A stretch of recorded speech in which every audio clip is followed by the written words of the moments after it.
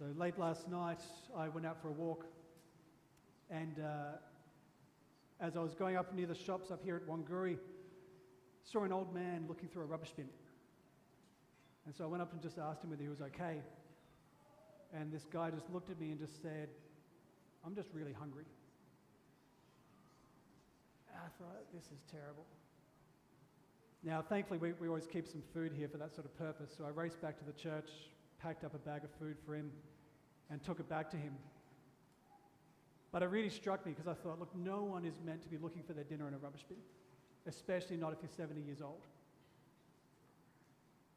And to be honest, it kind of disturbed me ever since. All today I've just been thinking about this. Because I was thinking, like, if this was your child, like if you imagine your child was living on the other side of the world, and you heard that they were so desperate they were trying to find food in a rubbish bin, my guess is you would move heaven and earth to try and help them. You would do everything in your power.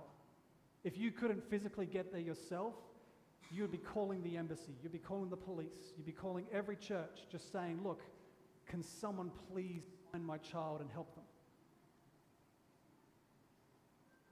How do you think God thinks about his children? You know, when God sees his children reduced to something like that, how much does his heart break?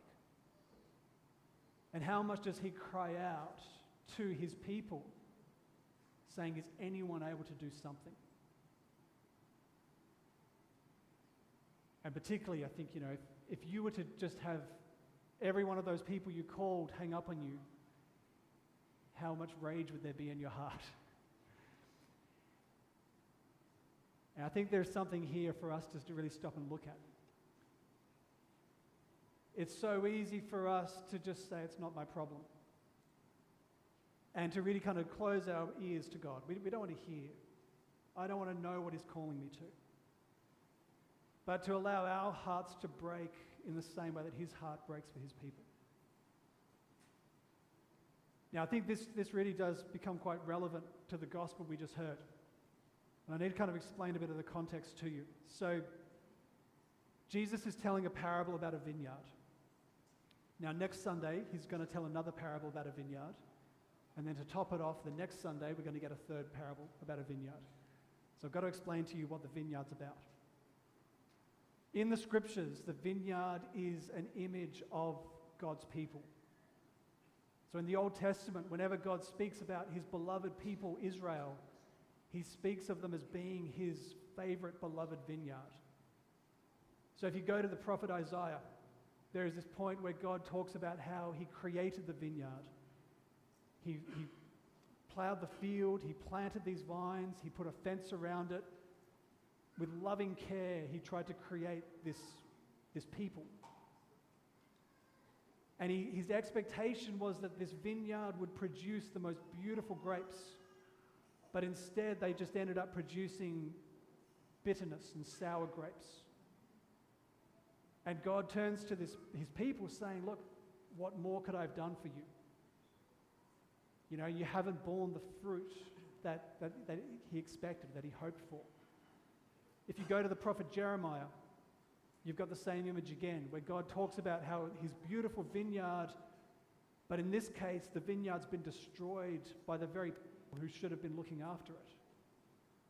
And so it talks about how the shepherds have come in and trampled the vineyard, destroyed it. And it actually talks about how God mourns, he weeps over the destruction of his people by the very leaders who should have been caring for them. And so that's where it now brings us to where Jesus presents this image. Now, on the surface, it's a common image for the people. You know, even today, if you go to Israel, you'll see people standing on the street corners waiting for someone to employ them. It's just the way that things are done there. And the landowner coming again and again through the day, calling people to come and work.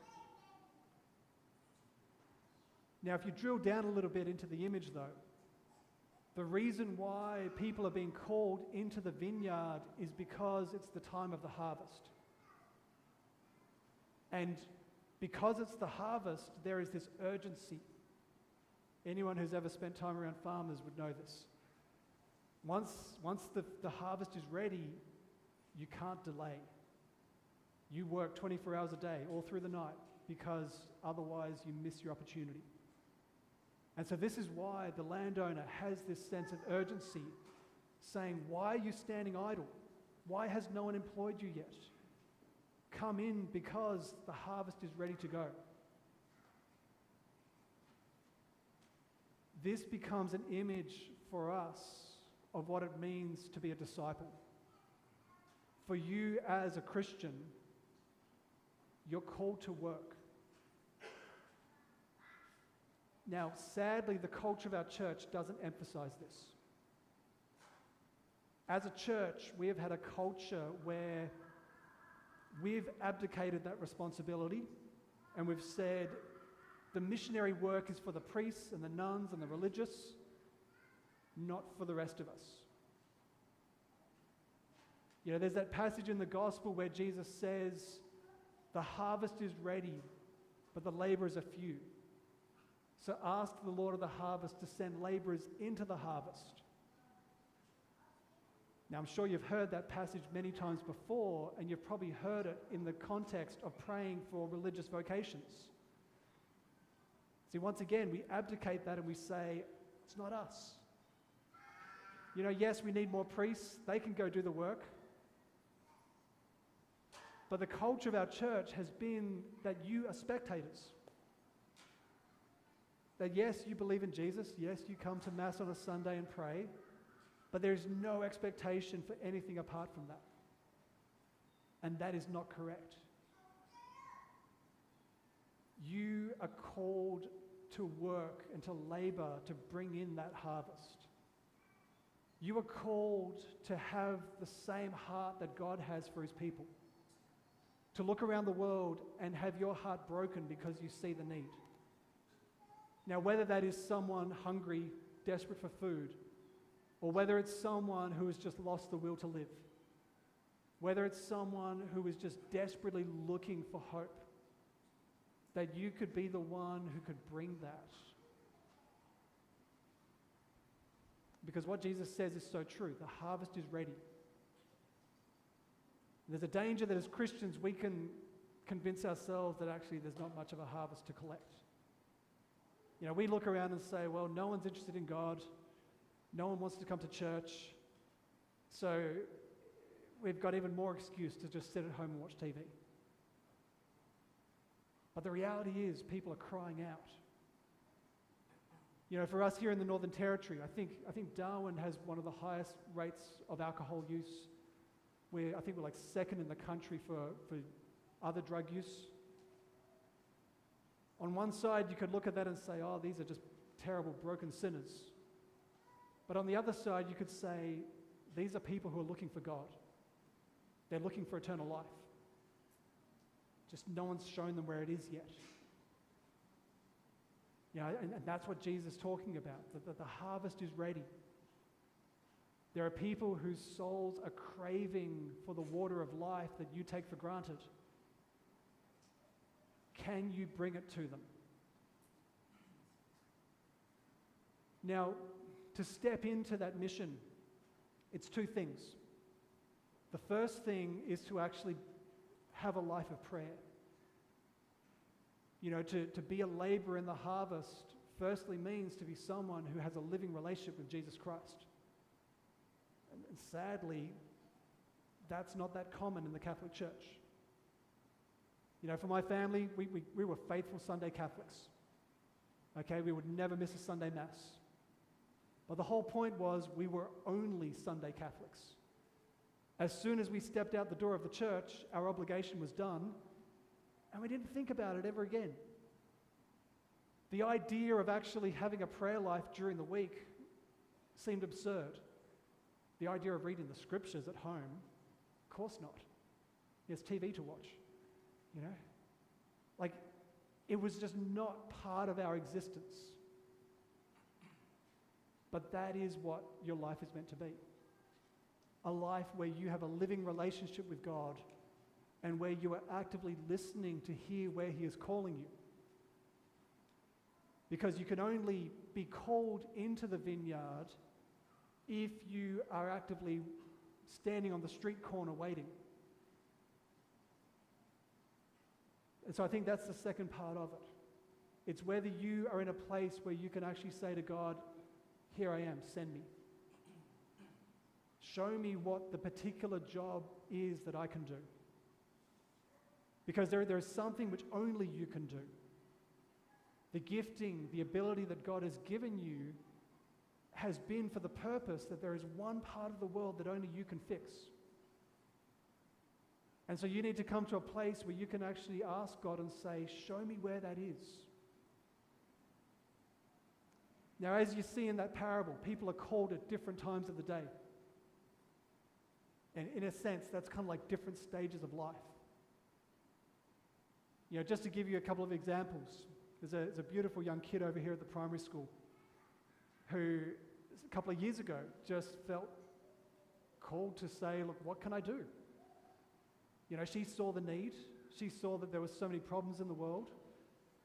And what can she do? She's just a kid. But in praying, she felt this inspiration to just go around and start collecting up all the drink containers from the school. And then trade them in for money and then get food vouchers and then give them to St. Vincent de Paul. You know, so you've got this 10 or 11-year-old kid who's now feeding the poor. You know, someone at the beginning of their life, at the dawn of the day, hearing that call to enter into the vineyard and work.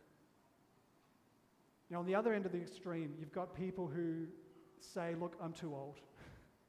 You know, my life is done. From here on, I'm just preparing for my funeral. I can't do anything. You know, I heard a story some years ago of a guy in a church who was saying precisely that. He was about 80 years old, and that was his excuse. I can't serve God. My life is over. I'm washed up. But in actually praying, he just said, look, God, if you want to do something with me, show me what it is. And a few days later, he was talking to a teacher at the local school who was sharing about how so many kids were struggling because they're from disadvantaged families and they've got no one to tutor them. And he said, well, I can do that. And so he just started going after school and helping them with their English. And then he realized that it was less about tutoring and more about mentoring because they'd come from such broken families. He could be a role model to them. And then he found that other retirees in the parish started volunteering as well. And then suddenly it became a whole national ministry. Other churches everywhere were taking up the same calling. But it came from someone saying, Lord, what can I do?